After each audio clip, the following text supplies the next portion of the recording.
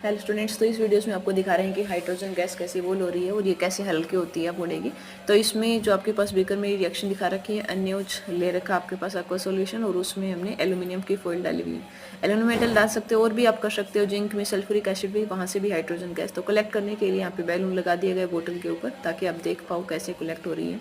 तो 2-3 मिनट के बाद आप देखोगे नीचे ये रिएक्शन स्टार्ट हो रखी है, ठीक है। और वैसे हम ये घर पे तो हमारे पास एसिड नहीं थी, इसलिए हम ग्रीन स्क्रीन वीडियोज़ का यूज़ किया आपको बताने के लिए।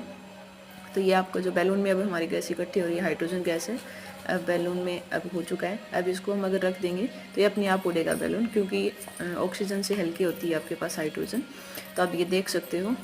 और अगर इसका हाइड्रोजन को टेस्ट करना हो तो इसके पास अगर हम कैंडल लेके आएंगे तो एक पॉप साउंड प्रोड्यूस होगी, तो वो भी आपका टेस्ट होता है, ठीक है। तो वो आप उससे भी देख सकते हो। ये सिंपल सी वीडियोज़ थी, आप 10th क्लास में ही पढ़ते हो हाइड्रोजन